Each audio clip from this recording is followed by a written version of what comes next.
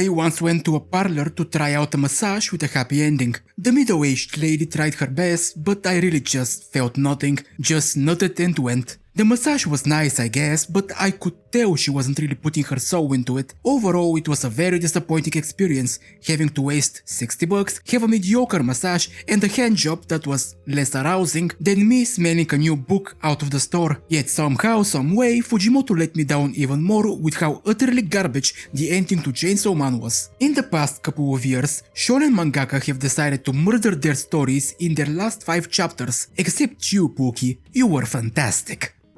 Yet none did it like dear boy Fujimoto. Remember kids, if you write yourself into a corner, if you wing your shit for so long that you end up in such a dumb position, nothing you do will put you in the right path ever again. Just do a reset and say that everything was just a dream, you get to not think about it anymore, finish your story and move on to your next projects. It's that simple, really. Yeah, it was all a dream, folks, all in the head. Putting Chainsaw Man alongside literary classics such as the Callisto Protocols and Cry of Fear, and somehow I am insulting Cry of Fear with this comparison. And that's the least of my worries. Power making a contract with Denji to meet her again never went anywhere in part 2. Oh, but look, in the next world, she is magically here to conveniently save Denji, despite making 0 sense timeline-wise. Jingle jingle, you miss Nayuta, right? We killed her off for shits and giggles originally, so here she is now, alive and well. Why isn't Makima back? Or any other version of the Control Devil? Doesn't matter, don't think about it. Jingle jingle, how did Denji survive for so many years without Puchita's help, despite the contract being originally made out of desperation between 2 people on the verge of death? Doesn't matter.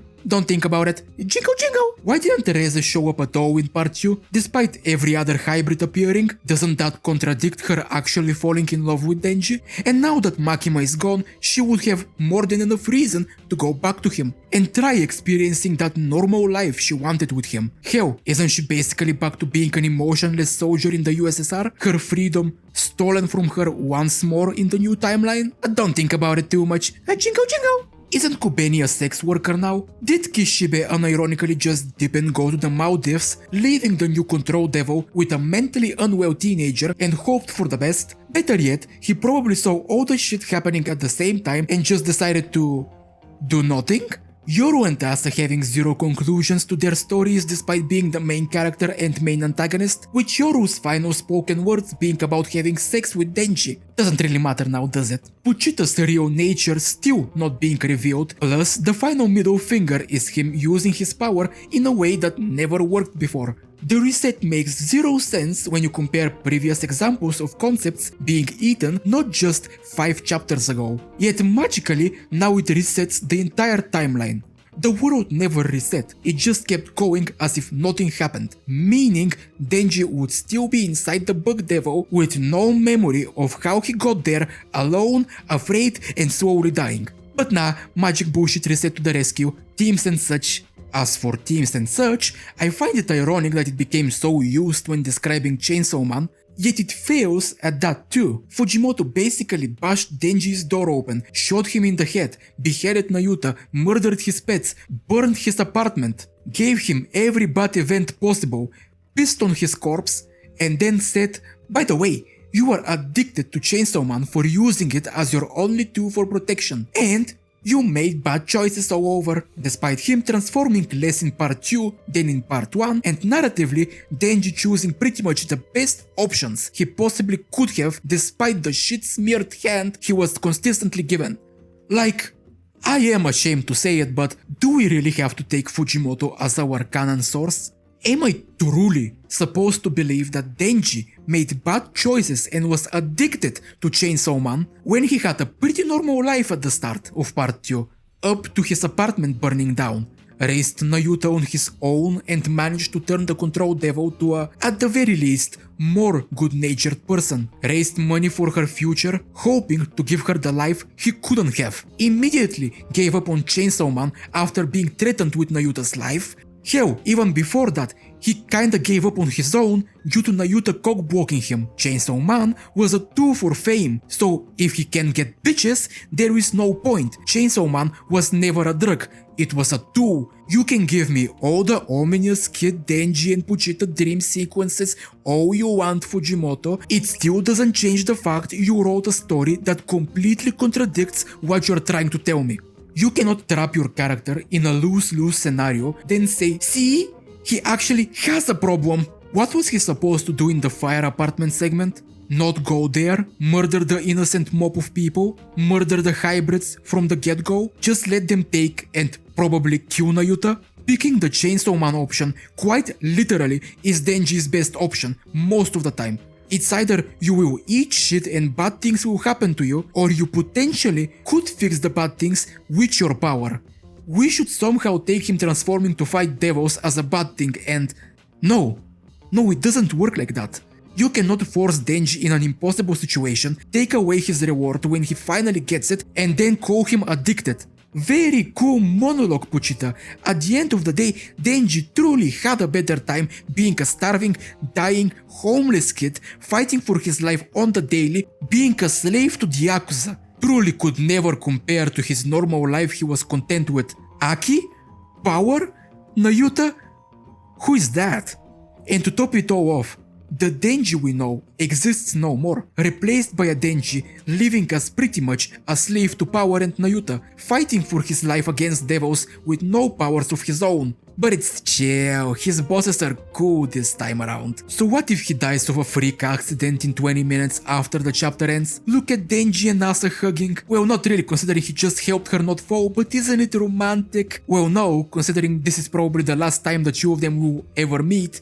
Asa got the short end of the stick sadly, considering she got shot in the head in the original timeline, and in this one, replaced by the Lionel Messi of her time. She was breaking ankles on that soccer ground, I tell you that much. Chainsaw Man should be taken as a prime example of how to destroy your entire story just because you were bored of it. For all intents and purposes, Part 1 and Part 2 do not exist anymore. Every difficult challenge, every win, every loss, every connection, every relationship, every character, they are meaningless now. They say the journey is better than the destination, but what happens when the journey gets deleted for a destination that was neither set up nor satisfying?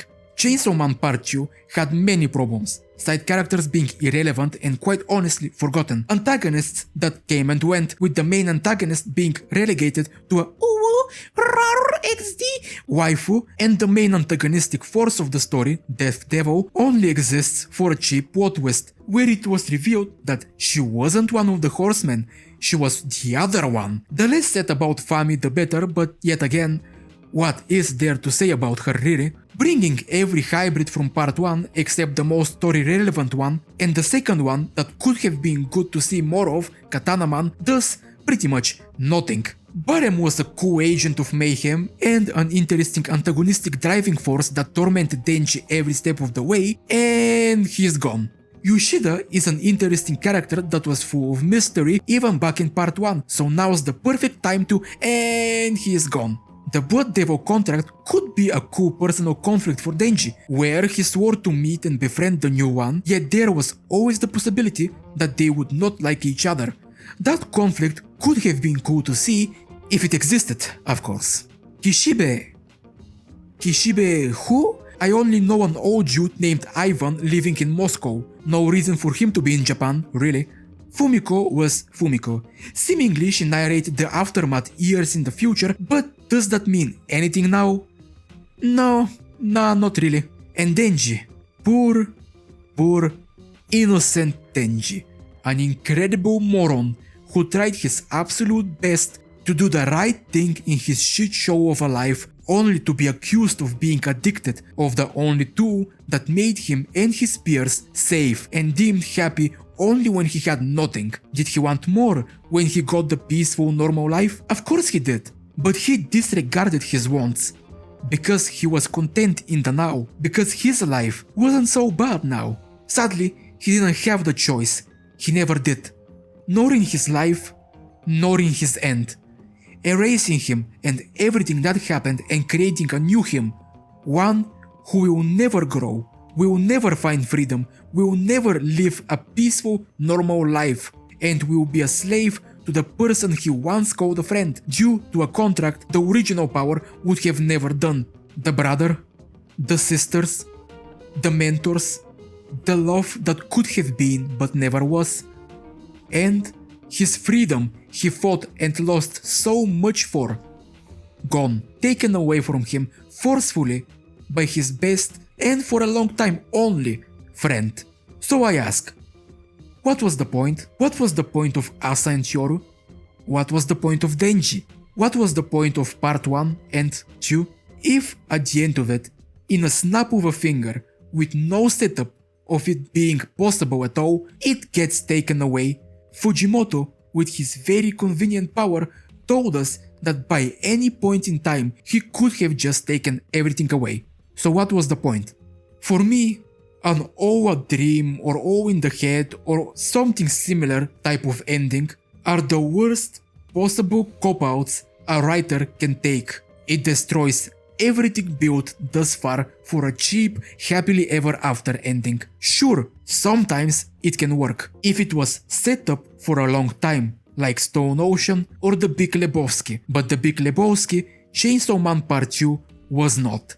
Fujimoto truly disgusted me with his negligence to his fans, his own work and his own characters. For his brilliance in works such as Look Back, Goodbye Eri and even Chainsaw Man Part 1, he absolutely spat in each of our faces, shut in our mouths as he left, counting the money we spent on his products for years. To the fans, please do not support this man in the future. He has shown us he would be willing to destroy a story only because he felt like not writing it anymore. To the world of Chainsaw Man and its story, congratulations, you ended with 0 plot holes and loose ends, because, well, there were no holes and ends left to be found. And to the characters, and Denji specifically, keep on dreaming, because, well, at this point, it might be better than your reality will ever be.